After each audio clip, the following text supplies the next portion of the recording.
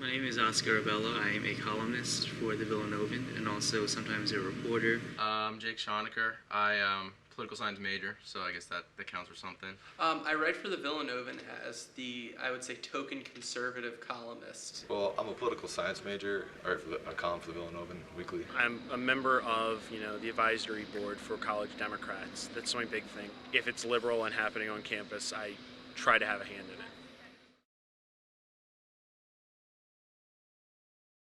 NYTimes.com, CNN.com, sometimes Stray. I use the internet for a lot of my news. I'll go to the WallStreetJournal.com. I'll go to FoxNews.com. The first place I usually look in the morning is my homepage, which is BBC Online. I can't do CNN, I can't do Fox News, I can't do MSNBC.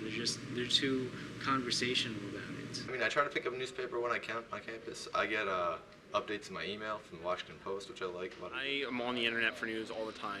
Mostly it's left-leaning blogs, America Blog, Huffington Post, Crooks and Liars, My D-Day. The convenience is a big aspect, like being able to, fit it into your own schedule. The great thing about the internet is you can start on a story, and if you see something interesting, you can, research further, look further into the issues, and you end up at a whole different place. You don't see a lot of people who watch the broadcast evening news anymore. Occasionally you see people actually reading, the real papers and everything, but I feel like it's nowhere near the level it should be. So I know that the newspapers are picked up, so I'm sure the front pages are read. I can't obviously get a sense of how deeply they read into the newspaper, but people get their news from each other, I think. I do see a fair amount of people, reading the newspaper in the dining halls and things like that, which is encouraging.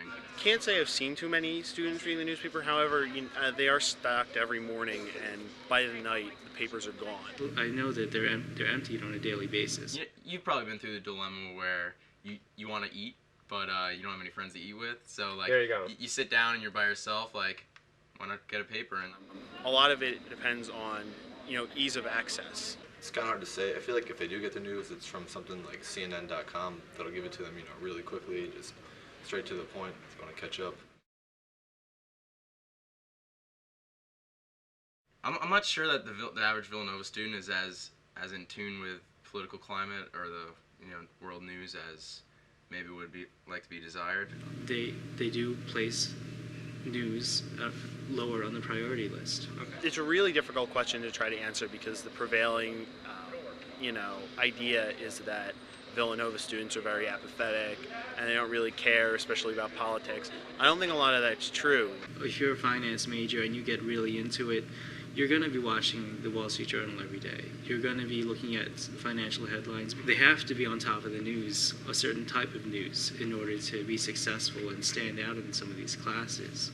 I don't feel like you can simplify it to that degree because I'm a political science major because I'm interested in this stuff, and yes. that leads me to learn about these issues. And business students are interested in what's going on Wall Street, so that leads them to read those papers as well. I think it's like more of a back and forth kind of thing. In economics, there's a deep divide as well. There's some people who are just taking it because they know it'll get them a good job when they graduate, but there are others who realize that you're not going to get the good job unless you keep yourself informed.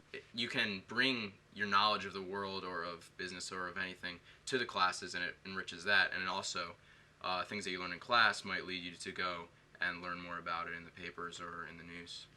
There is, contrary to many myths and rumors, Villanova is a very diverse place, and people have diverse interests. If you get people talking enough, you'll be able to pick up on what people are interested in, and a single person might have all this information about a certain topic and contribute to the conversation in that way.